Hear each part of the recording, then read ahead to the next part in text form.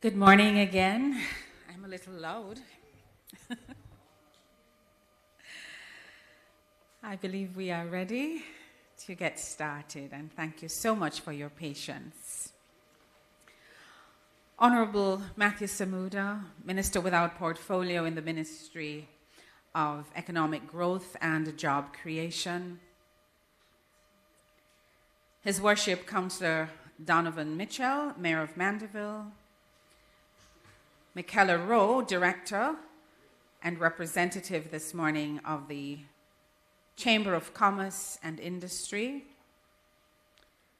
John Minot, Director, who's representing the President of the Jamaica Manufacturers and Exporters Association, and other members of the JMEA who are with us this morning. Dr. Damian King, our Chairman of the Recycling Partners of Jamaica Board, and other members of the board who are here. Mr. Gary Taylor, our General Manager, other members of the executive team of RPJ, and all members of staff. Members of the media, distinguished ladies and gentlemen all, good morning. Good morning. Good morning. Now I know you are awake.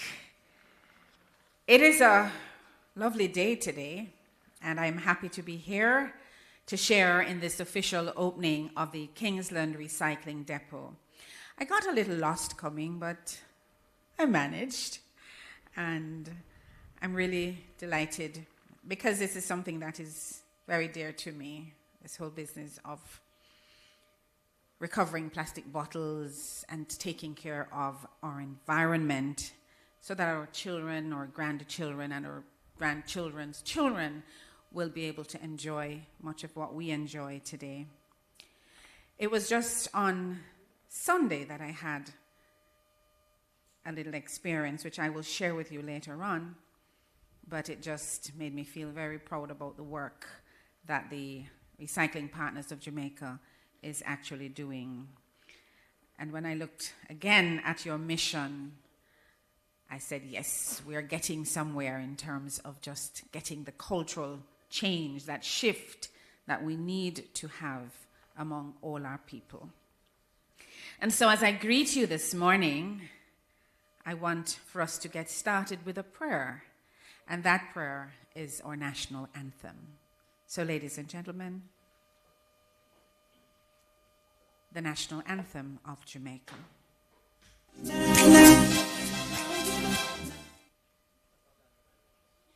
That's not the one I know.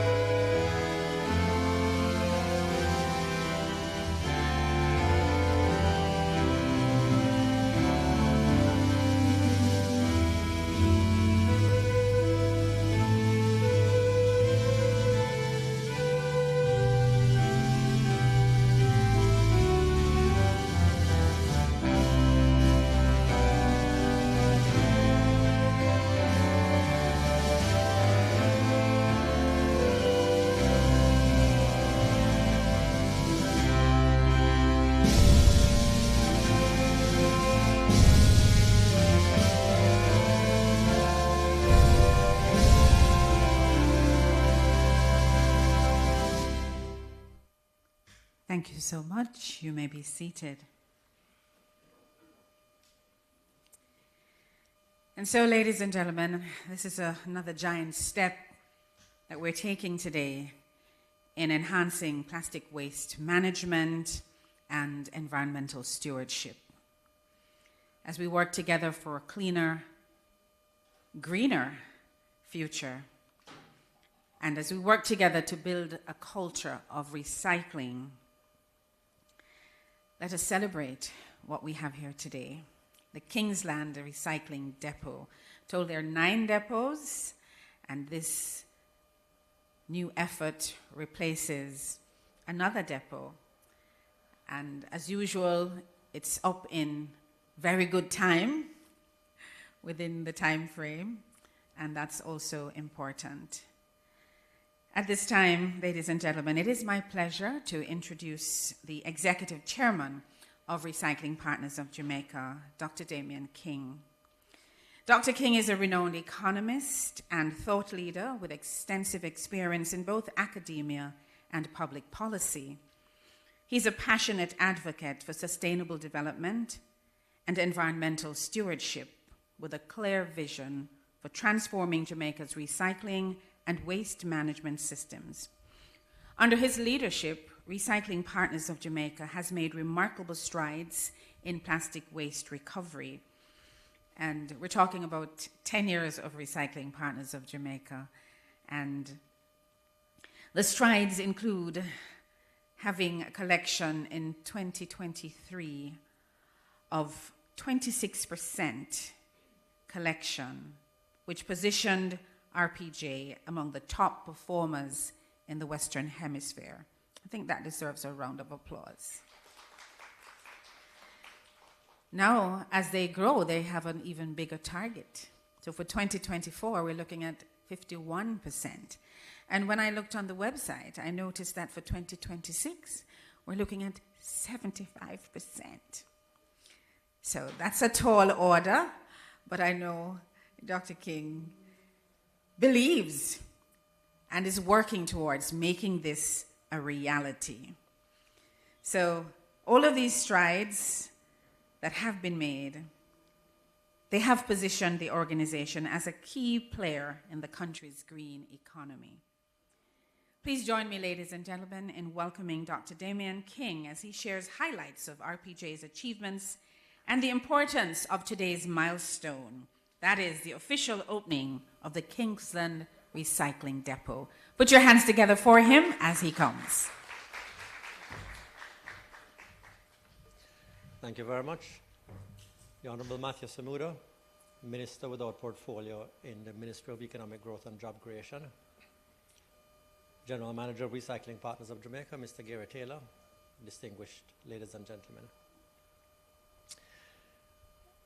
I spent last week in Busan, South Korea, in which two things did not happen. I wanted to enjoy a cup of coffee inside Starbucks, and that did not happen. Because I went into Starbucks and I was asked if I wanted my coffee in a ceramic cup or a to-go cup. And I chose a to-go cup because that one comes with a cover and it keeps the coffee warm. And then I made the mistake of taking a seat. At which point, one of the staff members came to me and said, "You ordered a to-go cup, you have to go." And I was summarily, but politely, kicked out of Starbucks. This is testimony to the seriousness with which the culture of South Korea takes sustainability.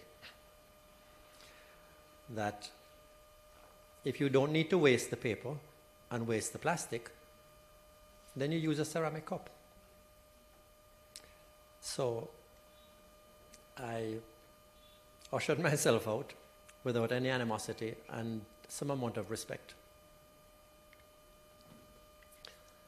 The other reason,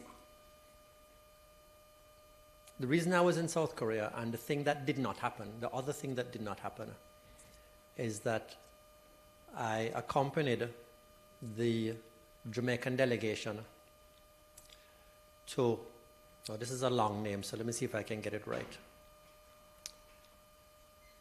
The 5th session of the Intergovernmental Negotiating Committee on a legally binding international treaty on plastic pollution, including the marine environment.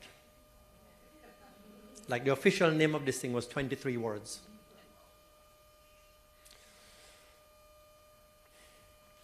This being the 5th session, it was programmed to take 5 sessions for the 180 countries represented at this meeting to come to an agreement on a treaty to limit plastic pollution. And it turns out the thing that did not happen is a treaty that, despite a lot of effort, a lot of commitment, at the end of 7 full days, going from 8 a.m. in the morning till 11 p.m. most nights, they failed to produce a legally binding treaty. They failed to produce a treaty.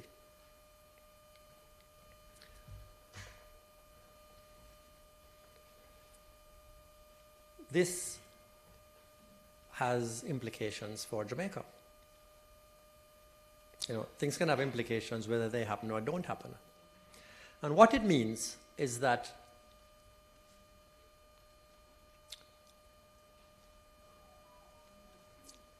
what was also interesting, by the way, is when you participate in these negotiations, when you are witness to them, and the Honorable Minister is a veteran of these forums, so he will appreciate the point. It's difficult to get agreement amongst 180 representatives. And there was a lot of effort to find something that's acceptable to all the countries. So very often, if the proposal was for a clause that said member countries shall implement so and so, there were always interests among the 180 countries who wanted it replaced with member countries are encouraged to, member countries should, member countries may. Because there are some amongst the 180 countries who don't want to be legally bound by shall. And even where there is a shall, then countries want to append that where circumstances permit and where this does not give harm to vulnerable local interests and industries, and within the capacity of the country to deliver. And so I say this to say that if the process continues, and at some point we do get to a treaty, there is likely not much to be in it that is actually binding on anybody. And so the failure to come to an agreement after 5 sessions, and what it looks like the treaty is going to say, the takeaway from that is that if Jamaica is going to continue on the road that we have started on to make progress, meaningful progress, on managing our plastic problem, we have to do it. There's no point in waiting around for some global treaty that is going to give us clear guidance and obligate us to do it. It really is up to us. Our fortunes are entirely in our own hands. And that is the significance of this event today. That it is a symbolic and a real marker of the progress that we have made over the last 7-8 years, and where we are going to continue to go as we build out the infrastructure to do what we have to do and to do what we want to do. And if you look at the interest represented here with the Honorable Minister's presence, I will add the only environmental minister that we have had in this country who is an actual environmentalist, and the corporate interests who are present, who have taken the time out of running their factories to come here and participate in this, tells you that we are taking it seriously and that we're going to continue to make this progress. And that is why it gives me so much pleasure to be a part of this exercise and to be here today. Thank you very much.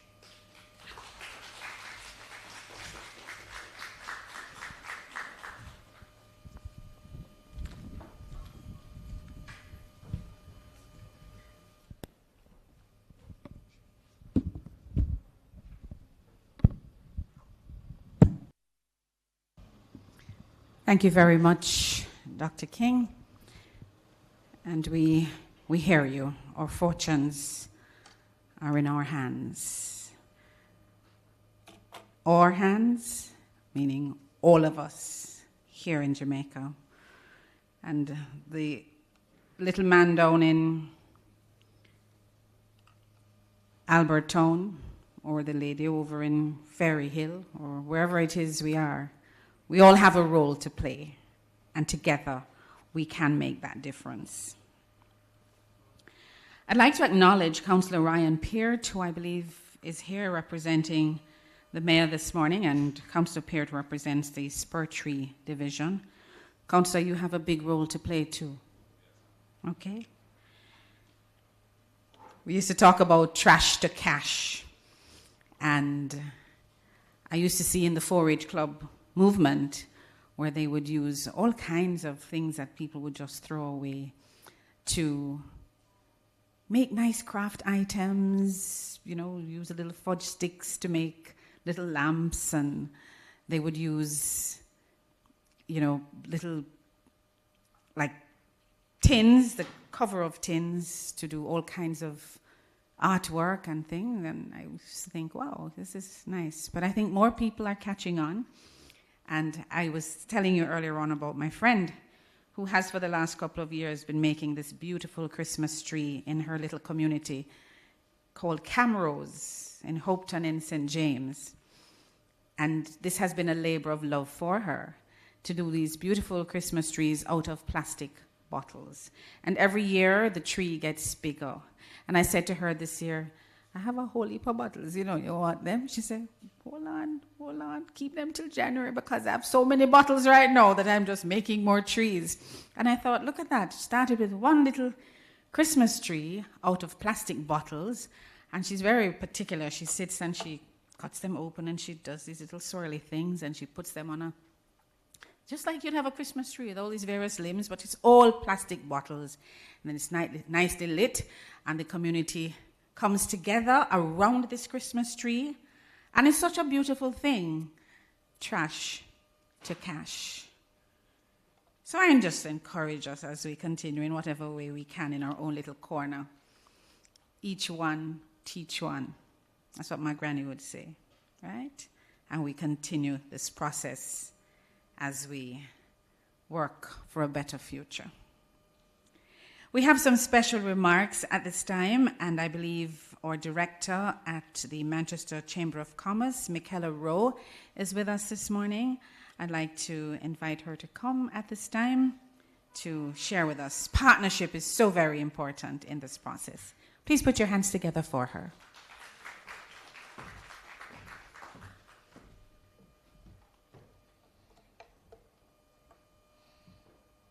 The Honourable Minister with responsibility for the environment, Mr. Matthew Samuda, Member of Parliament for Manchester Northwestern, Chairman of the RPJ Board, Mr. Damian King, ladies and gentlemen, other distinguished guests, good morning. On behalf of the President of the Manchester Chamber of Commerce, I am honoured to extend a warm welcome to RPJ as they officially join the Manchester family with the opening of their newest depot here in Kingsland. Today's gathering is more than just a celebration of a new facility. It's an opportunity for all of us to take responsibility for shaping the future of our community. This depot reflects RPJ's dedication to sustainability, innovation, and economic growth. Its success, however, depends on commitment and participation of each of us. As residents, business leaders, and stakeholders, we each have a part to play. By adopting recycling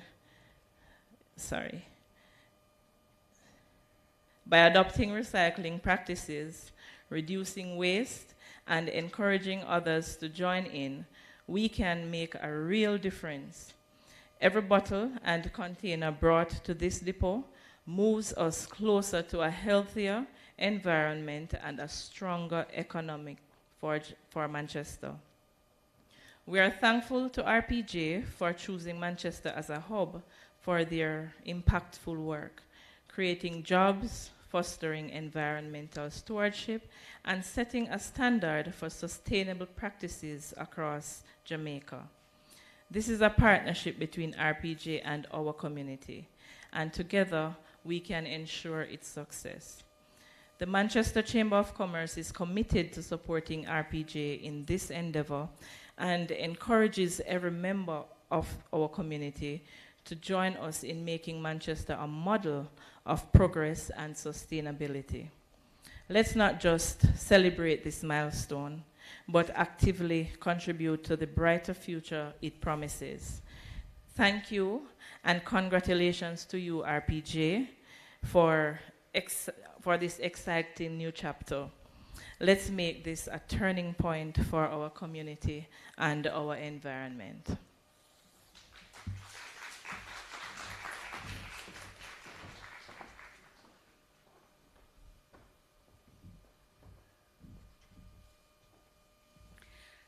Thank you so much, Ms. Rowe, speaking on behalf of the Chamber of Commerce. And just to say that while this depot is here in Manchester, it is serving all of central Jamaica, because I gather St. Elizabeth and Clarendon will also be expected to pour into this particular location, which has capacity for, 120,000 pounds per month. So that's a lot of plastic bottles. Every time I do a function for RPG, I'm reminded of we used to call him Mas Oscar. Mas Oscar was the bottle police in my community. At the time, there were glass bottles, but Mas Oscar would wait. Even if you had a little bit of drink in the bottom of the bottle, he would wait. And as soon as you're finished, he'd say, all right, take my bottle. And he used to make, especially at Christmas time, Mas Oscar would collect some monies because he would save up all these bottles. And he didn't care whether you called him the bottle police, because at the end of the day, he had such an incentive that he would wait on the drink, collect the bottle, store them up, and sell them at the appropriate time. I'd like to see a few more bottle policemen, plastic bottle policemen, just collecting them and taking them right here at this depot in Manchester. I'm going to invite you at this time, ladies and gentlemen, to view a short video presentation which will just highlight the importance of recycling and sustainability in Jamaica. So please enjoy.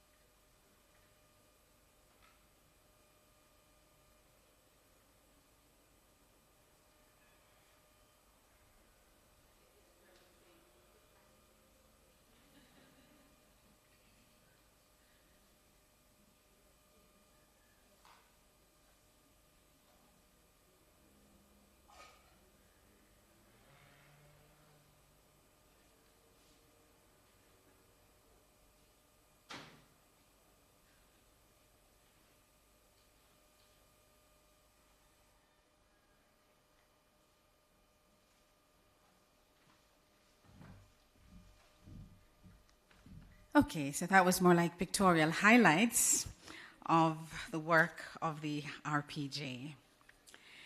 Ladies and gentlemen, the Jamaica Manufacturers and Exporters Association, they are represented here today, and they're very much a part of what is happening in this process. We have Director John Minot with us, and I'd like to invite him at this time to come to share his special remarks. Please make him welcome.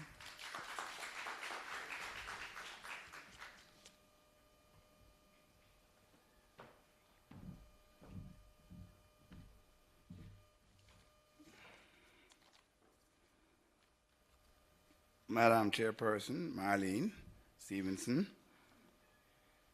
the Honorable Matthew Samuda, Minister of Economic Growth and Job Creation,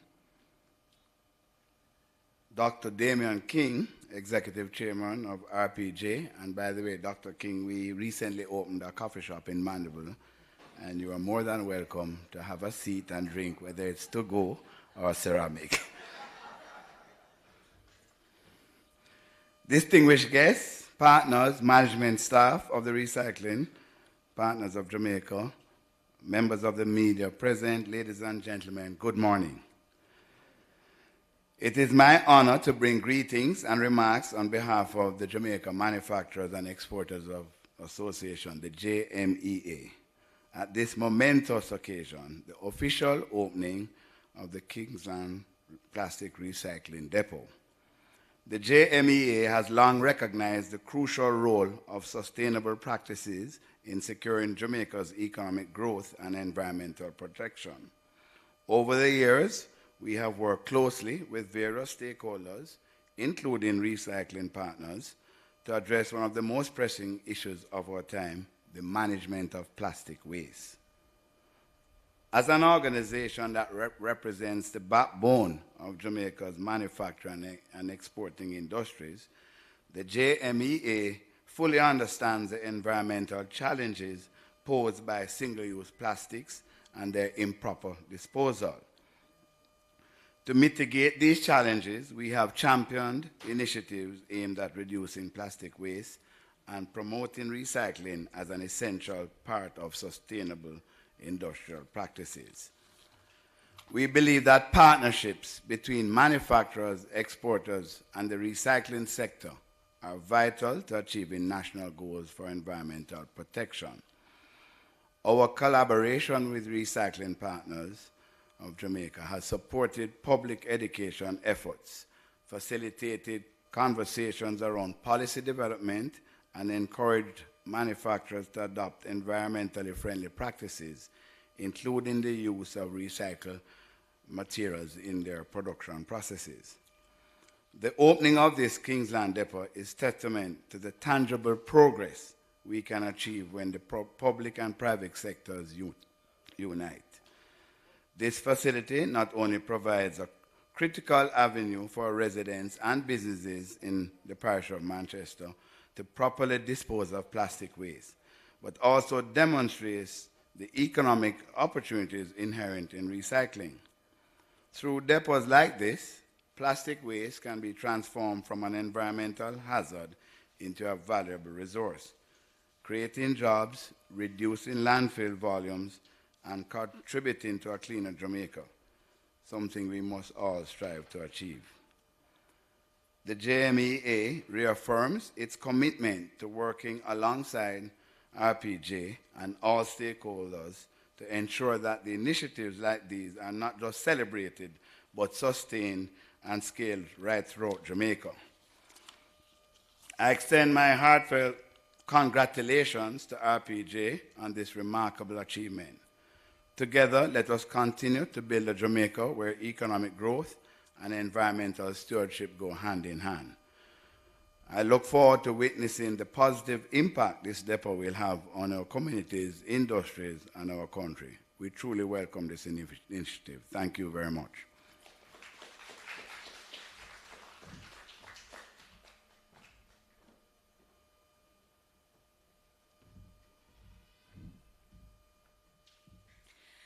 Thank you very much, Mr. Minot.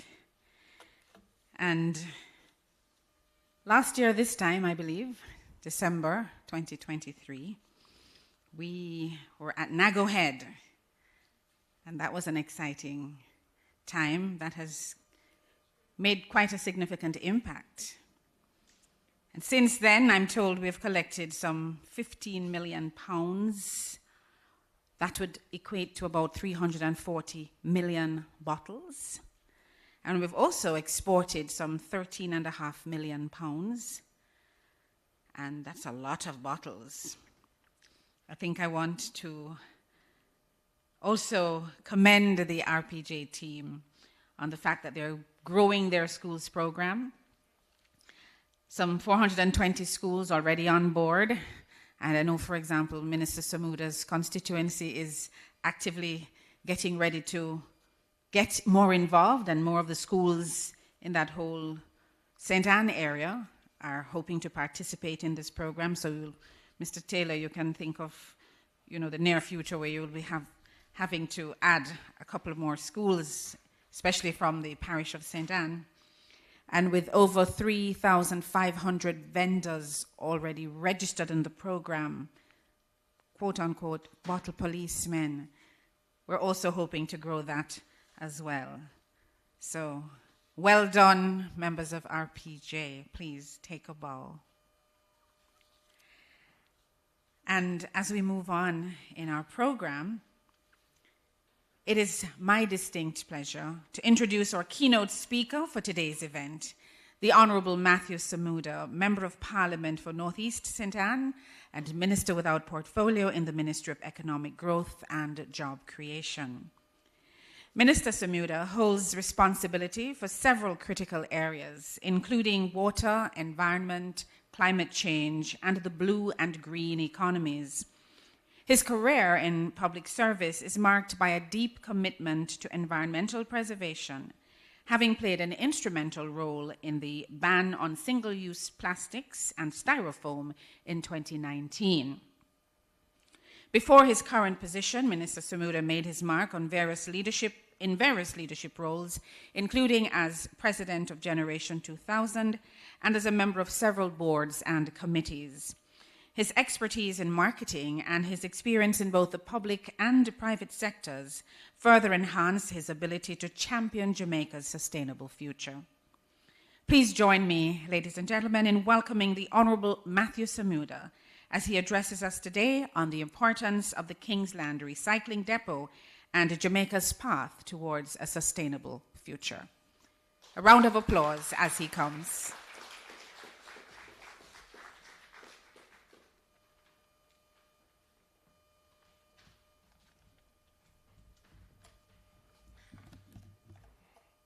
Thank you, Madam Master of Ceremonies. Allow me to greet everyone. But first, I think it's important I start with an apology for being late. It's not how I try to conduct my affairs. But allow me to acknowledge the board and it's, of course, the chairman of RPJ, Dr. Damian King, Gary and the senior team, members of the JMEA, members of the Manchester Chamber of Commerce, members of the Kingsland community, councillor, and of course members of the media, distinguished guests all. A sustainable future. Very broad, overarching concept. Something that's bandied about. The concept of sustainability and circularity are thrown out in most conversations as good buzzwords. It fits the ESG agenda. It fits what there is, what's popular to talk about. But the reality is that a sustainable future, or rather a sustainable approach to our development agenda, is the only way we will actually have a future that is worth living. And that's not to be theatric in the Hollywood movie sense, end of the world in the worst looking way. But the reality is the way humans live, the way we have developed our economies, the way we consume, has created what Dr. King would have been exposed to, which is dubbed by the United Nations Environmental Program. It's dubbed the Triple Planetary Crisis. That crisis, as analyzed by UNEP, refers to climate change, biodiversity loss, and pollution with a specific focus on plastics. It's not the only issue, and it's not that every issue that we have with the environment fits perfectly into those three categories, but if you think about your own lived experience and you think about the world that we live in, you can see how those three issues are affecting all of us. Now, in most cases, Jamaica, certainly in the case of climate change, has not been a huge contributor to the rate of climate change that we're experiencing. But we are on the front lines of the crisis. Our response to that particular element of or that particular pillar of the triple planetary crisis is multifaceted. It is through legislation, it's through policy adjustment, and it's through readying yourself to make sure you make the appropriate investments to both mitigate against your emissions as well as to adapt to the changes that you're already experiencing. Now, that is incredibly challenging for a nation with the fiscal challenges that Jamaica has, that we've also made our own fair share of mistakes and had our own fair share of misadventures. But the rate of climate change is indeed increasing and is putting further pressure on the Jamaican economy. It's putting further pressure on every element of our society.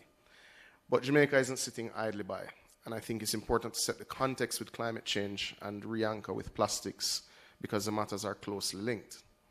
Jamaica has decided that it will ensure that 50% of its energy comes from renewable sources by 2030. It would have just awarded, the recent bid would have just been awarded to a firm who will build a massive solar park, the largest in the Caribbean, in Trelawney. We have also just about completed the OUR licensing component for a floating solar park that will float over the Mona Reservoir, which will see some 46 megawatts of clean green energy being brought on to the grid.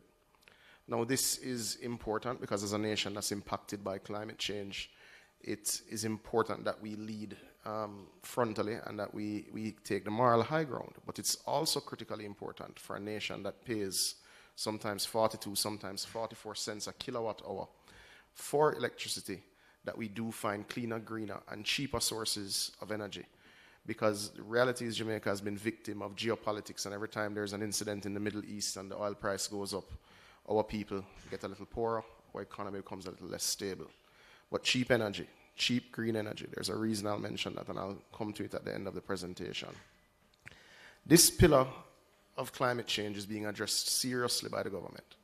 The very public investment appraisal process that we have entrenched in law has a questionnaire that involves assessing the climate risk to the investments that we make. Now, that is very new and novel for the Caribbean standard, but it's very important to Jamaica. We're not going to build roads on the seaside in the way that we have, considering that there will be sea level rise.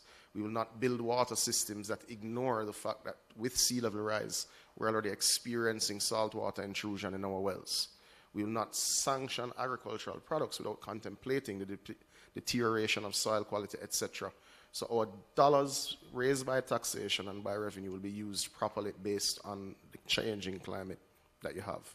And that is us as a nation taking solid steps to ensure that we react to climate change in a manner that is strategic and in a manner that can be understood by all, and that does create the sustainability in our investment choices.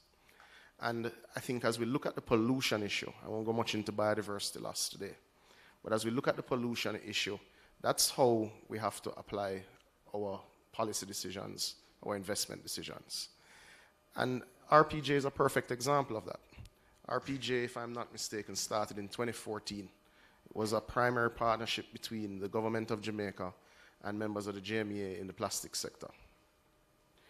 There was a initial three-year investment of $150 million from the Jamaican government, and there was counter funds raised by the private sector. I believe it continued for 2 years, or at least a year after that initial partnership. But 10 years on, the problem of plastic pollution is very different than it was in 2014. You see, sometimes we don't remember these things. In 2019, the IDB assessed that 13% of our waste stream was plastics. Then you had a little event by the name of COVID-19, and everything moved from circularity and reuse to single use once again, as you took off gloves, as you were wearing masks, as persons preferred bottles of water as opposed to a glass of water because of the need to reduce contact. So, fast forward to the end of 2022 when the fieldwork would have started and then published in 2023, over 20% of our waste stream is now plastic. It means that the problem of plastic consumption, or rather the growth in plastic consumption, is indeed exacerbating the problem that we have with it. And what is that problem? Well, the first is that every single piece of plastic that has ever been produced is still in your environment. It doesn't degrade. Now, not all plastics are created equally. Some are recyclable, some are not. There's no economic model that allows for some to be recycled. The other issue is that in the use of some types of plastics, you'll find that some are carcinogenic. So they affect your soil quality as well. They find their way into your water stream. They indeed can affect human health. We've seen several studies published in recent years that speak to plastics being found in the bloodstream. They've even had studies that say that plastics have been found in human semen. So we do have a serious challenge with plastics. But as I've said, not all plastics are equal. Plastics have played a serious role in even increasing life expectancy because of food quality standards. So plastics by themselves are not evil. Plastics must be managed in a particular manner so as to reduce the impact that they're having on society and the impact that they're having on our environment. So how has the government approached it? Well, firstly, we've started from the premise, as I said, that all plastics are not the same, and we've said there'll be a multi-tiered approach. Plastics which are non-recyclable are in many ways non-collectible, and in some cases carcinogenic and have greater negative impact on human health will be the first target of bans, which is what we would have started with in 2019 with expanded polystyrene foam, with straws, with plastic bags beyond a particular size. We've now moved to lunchbox containers, and we've also moved to personal care products that use these small plastic beads. Because no matter which country you're in the world, there is no sewage system at a standard that would extract these small plastic beads from your wastewater stream. So that goes directly into soil, in many cases absorbed when you shower, when you're washing your face, etc. It's a disaster. So those are the 5 main items that we've removed or started the process to remove from our waste stream. Because as I said, this tier of plastics we find deleterious to the environment, deleterious to human health, and they're non-recyclable. So there's no economic model such as what's being used here that would make sense. The other focus has been to encourage the private sector, first with that initial investment in 2014, and subsequently with conversations, with meetings, and with support in other ways, to play its part. One such way that the private sector has played its part, which I'll come to in a second, is with the investment that is taking place on the Kingsland Harbour for collection. And collection is a major topic that we shouldn't shy away from. But the other way in which the private sector, some of whom I'm seeing here, I'm not sure if your pool of investors has shrunk or if it still continues to include all players in the space. But that's good. We have encouraged the private sector through the model of RPJ to do what it is doing now, which is quite frankly to go along with a green investment strategy and to put its money where its mouth is. And to be fair to the private sector, they certainly have. And this is the result of significant investment and significant commitment of time. And I'll be frank, when it was first raised with me, I was doubtful. And I'm the first to happily admit that I'm eating my words, Dr. King, because I did not see this coming. But I am proud of the investment that has been made by the manufacturing sector, because in my own research and calling colleague ministers over the last few weeks, as you would have been sitting in the INC rooms, we had our chat group going back and forth on particular agreed positions between the CARICOM and the group of AOSIS negotiating block. Looking at the varying plastic spaces, I inquired who was at what level in terms of their recycling retention rate or recovery rate. I am at this stage, I've been advised based on the comments of colleague ministers, Jamaica is now #1 in the Caribbean in its recovery rate of plastic bottles produced monthly into recycling.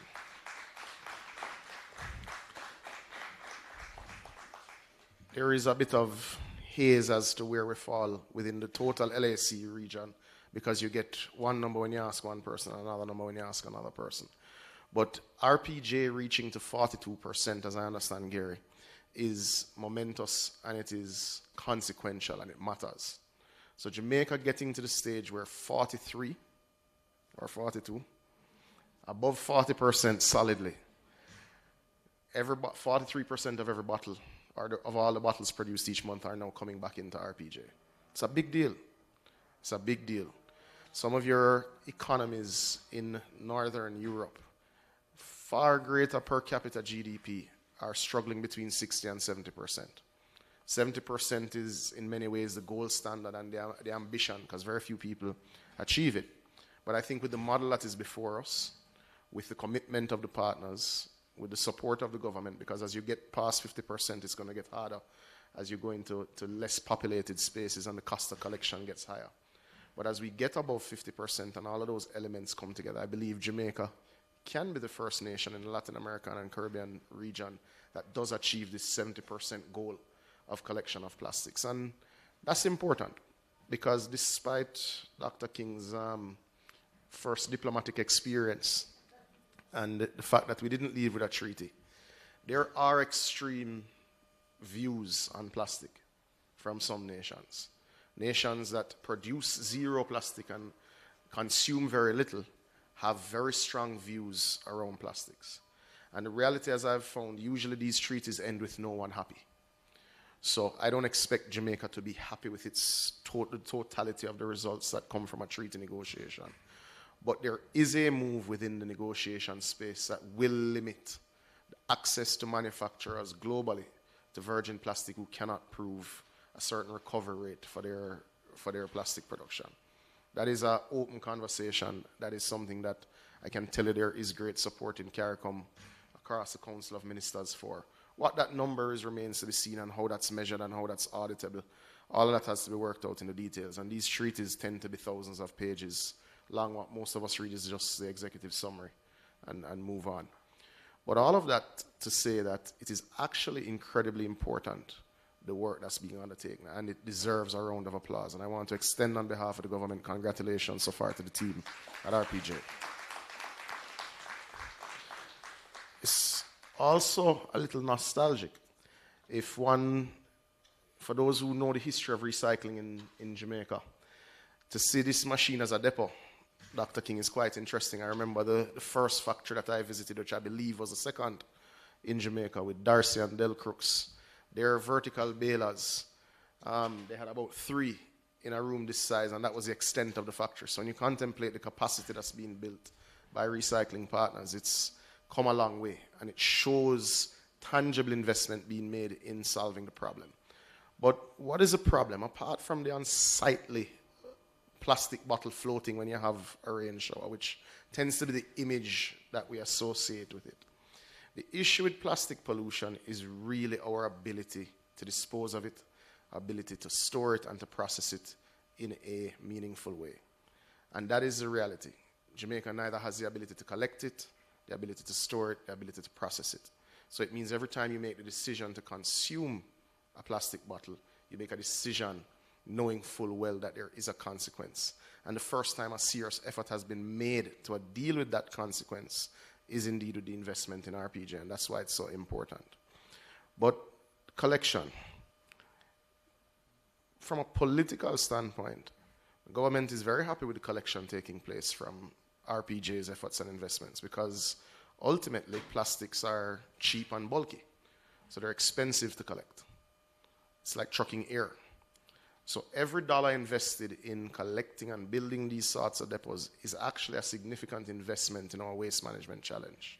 And though the government would have received 50 new garbage trucks last year, and though we're in procurement for another 100, that still won't close the full gap of rolling stock that the government of Jamaica requires.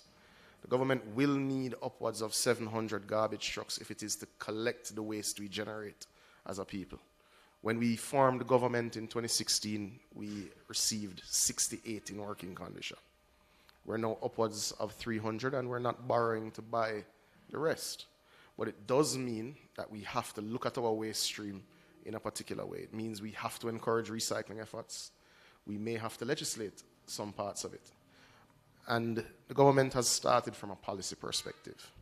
To note, the Ministry of Economic Growth and all of its agencies have started the process of separating waste in all of our offices. And it is the intention of the government next year to complete the process of insisting that every government agency Every government-owned building insists on separation of waste. We're also looking at changes to the building codes that would facilitate additional space for new schemes and complexes to have sufficient space to also facilitate the separation of waste. So we're looking at the matter holistically to give support, certainly through private sector investment, but also to ensure that NSWMA, as we continue to invest in them, will be able to manage the waste that we do generate far more sustainably than we do now. Today is a good day, ladies and gentlemen. It's a good day for recycling. It's a good day for the environment, and it's a good day for Jamaica. We have a long way to go, but investments and commitments coming to fruition like this will certainly get us there ahead of our 2030 targets. I thank you.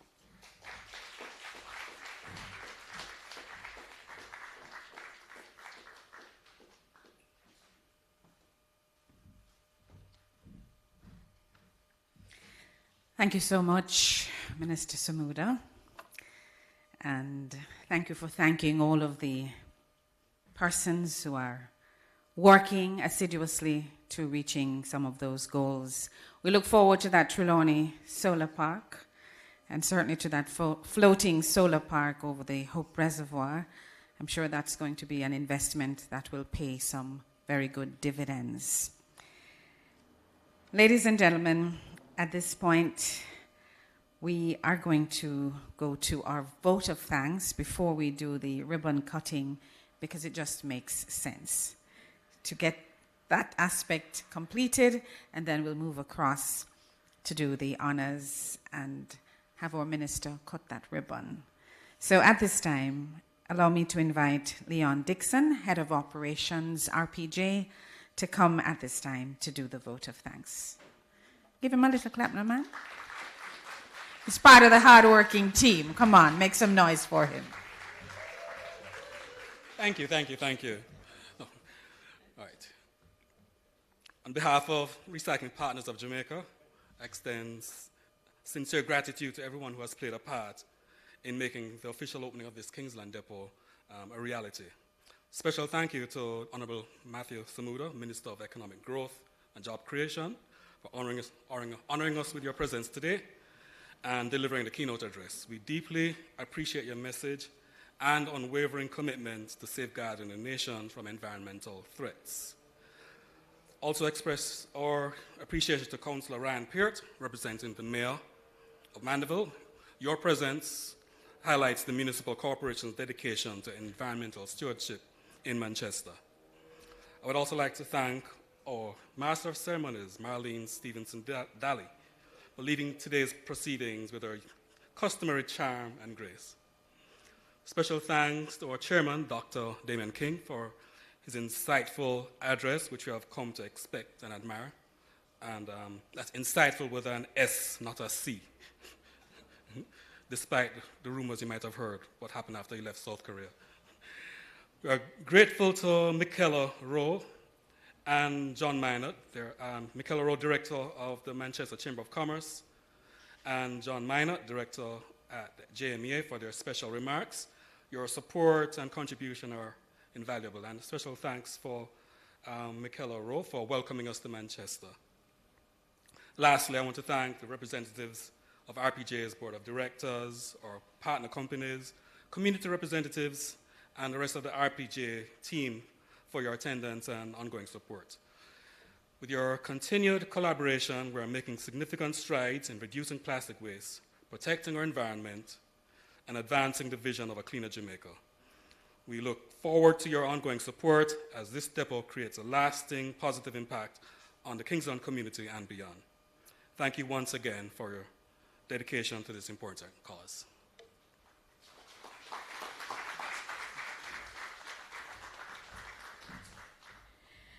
And thank you very much, Mr. Leon Dixon. Now, I kind of feel like we're going to get a little liquid sunshine, so we want to maybe move this a little faster. We should be having a plastic baler demonstration, and then we're going to do the ribbon cutting. Are we ready with the demonstration? Yes? All right, he's putting his hard hat on. So let's have a look.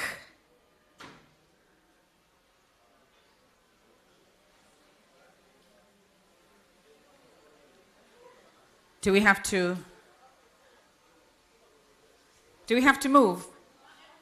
Okay, but the person sitting to my left, we invite you to come across to my right.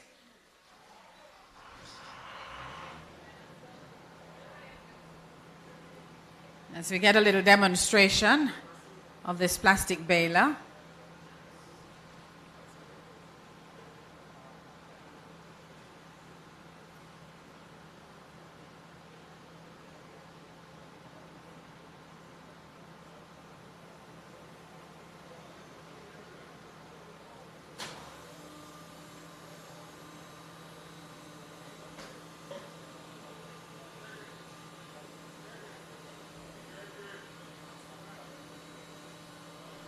All right, so step back a bit.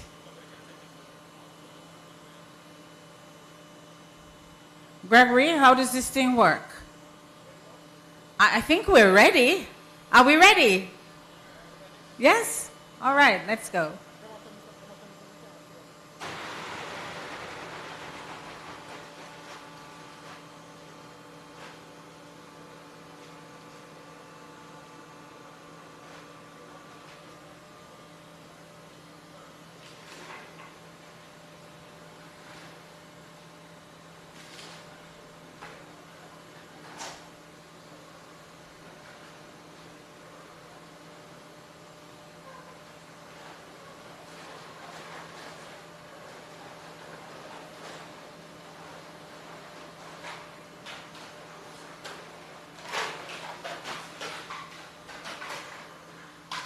Mr. Taylor, can you just tell us what's happening here?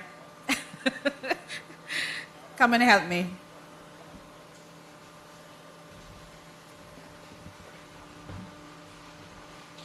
All right, so how it works is that we load the bottom part of the machine and it conveys up into the machine.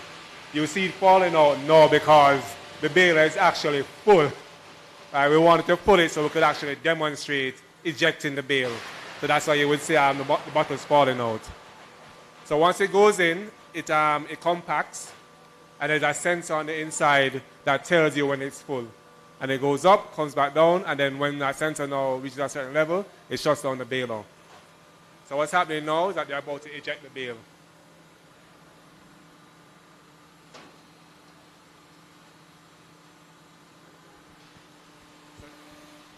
Typical a bale from this machine weighs about between 1,100 and 1,200 pounds.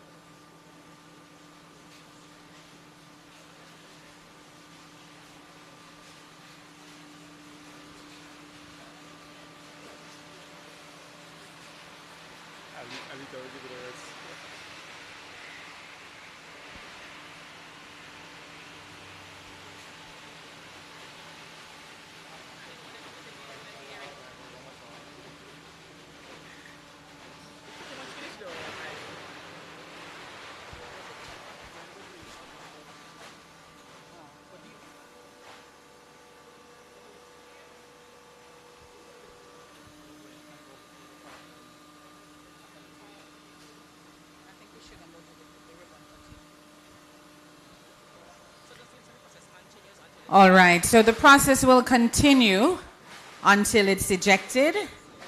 And while that process is continuing, I believe in the interest of the liquid blessing, the liquid sunshine, we should do the cutting of the ribbon, and then we can take a peek to see the end result. How about that?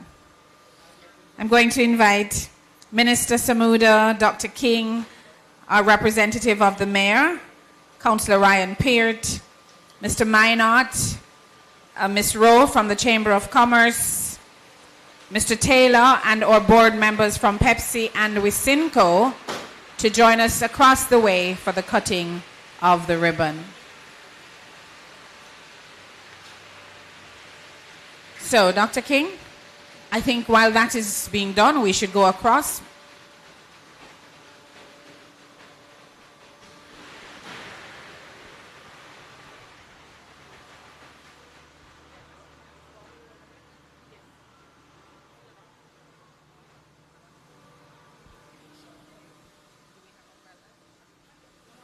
Do we have umbrellas?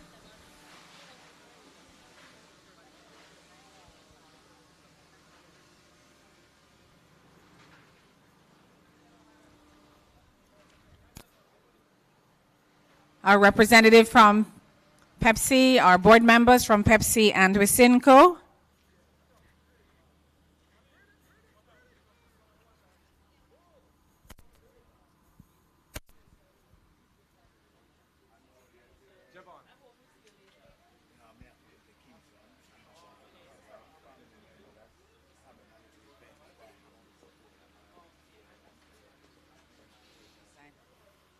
Okay, come a little closer to the ribbons. Yes.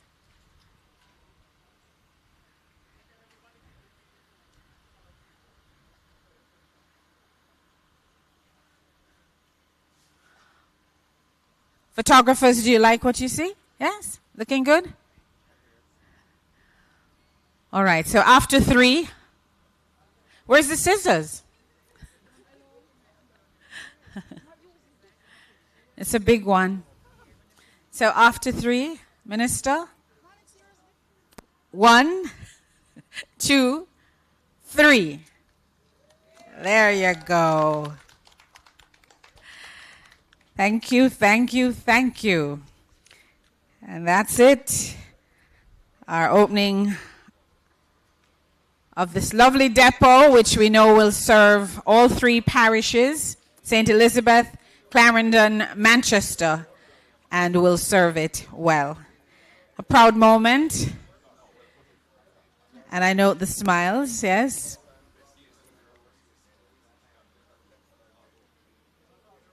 Kamisha, is there a grand tour? This is quite a space.